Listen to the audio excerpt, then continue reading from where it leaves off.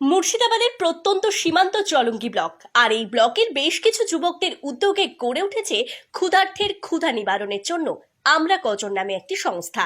জলঙ্গি থেকে মধুমণ্ডলের প্রতিবেদনে বিস্তারিত জানাচ্ছি আমি সুমি প্রামাণিক। এই সংস্থার এক সদস্য জানান, জলঙ্গি ব্লক মূলত ভাঙনগ্রস্ত একটি এলাকা আর এই এলাকায় বেশ কিছু ভবঘুরেও দরিদ্র মানুষ রয়েছে। তাদের কথা ভেবে আমরা কজন সংস্থার সদস্যরা একত্রিত হয়ে সিদ্ধান্ত নিয়েছি তাদের মুখে দুমুঠো খাবার তুলে দেওয়ার। তাই রবিবার জলঙ্গি বাজার বিশ্রাম ঘরে সকাল থেকেই রান্নাবান্না করে আসছি আমরা। জানা গিয়েছে তারা নিজেরাই রান্নার কাজ সেরে আবার খাবার খাওয়ানো শুরু করেন। খাওয়ানোর পাশাপাশি যে ব্যক্তি খেতে ইচ্ছুক নন তাদেরকে খাবার সামগ্রী হাতে তুলে দেন, আর সারাদিন ব্যাপী খাওয়ানোর কাজ চলে।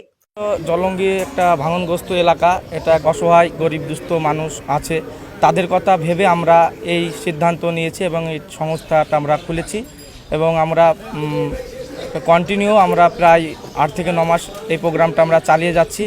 জলঙ্গিবাসী আমাদের পাশে আছে, তারা আমাদেরকে আর্থিক সহযোগিতা করে এবং পাশে থাকে। আমরা চাই যে পরবর্তীতেও আমাদের পাশে থাকুক, আমরা যেন এই প্রোগ্রামটি দীর্ঘদিন একদম চালিয়ে নিয়ে যেতে পারি এবং এখানে খাওয়ানো হয় তাদেরকে, এবং কিছু কিছু ব্যক্তি খায় না, তাদেরকে আমরা পার্সেল করে দিই এবং তাদেরকে দেওয়া হয়।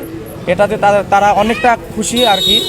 জানা গিয়েছে দিনের শেষে দেখা যায় প্রায় 200-র কাছাকাছি মানুষ তাদের ওই রান্না খাবার খেয়েছেন।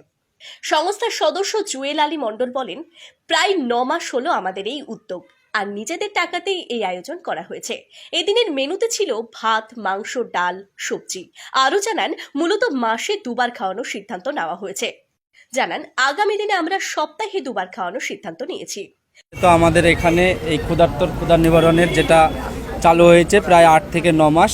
আমাদের ছোট ভাইরা যারা আছে তারা এই সংস্থাটা চালু করেছে এবং পাশে আছে, এবং আমরা আগামী দিনে যাদের কাছে আমরা আর্থিক সাহায্য চাইছি তারা আমাদেরকে যথেষ্ট হেল্প করছে এবং আমরা চাই এদেরকে সামনে এগিয়ে নিয়ে আমরা এই সংস্থাটা যেন আরও বেশি বড় করতে পারি এবং আমরা মাসে 2 রবিবার করছি, সেটা আমরা যেন ইনশাল্লাহ প্রতি রবিবার যেন করতে পারি, সেটা আমরা আমাদের আশায় রাখবো। স্থানীয় এক বাসিন্দা মঞ্জুরুল হক মিলন জানান, যুবক ছেলেগুলোর এই উদ্যোগ বেশ ভালো, কারণ অসহায় ভবগুরুদের খাওয়ার কথা কেউ না ভাবলেও তারা ভেবেছেন এবং ইতিমধ্যে বিশ্রাম ঘরে নিজেরাই রান্না করে খাওয়ানোর কাজ শুরু করেছে।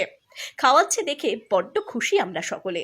আমি নিজেও সহযোগিতার হাত বাড়িয়ে দিয়েছি। আমরা চাই আগামী দিনে সকলে এই ছেলেগুলোর পাশে থেকে সহযোগিতার হাত বাড়িয়ে দিক এবং সকলকে থাকার আহ্বান জানাচ্ছি।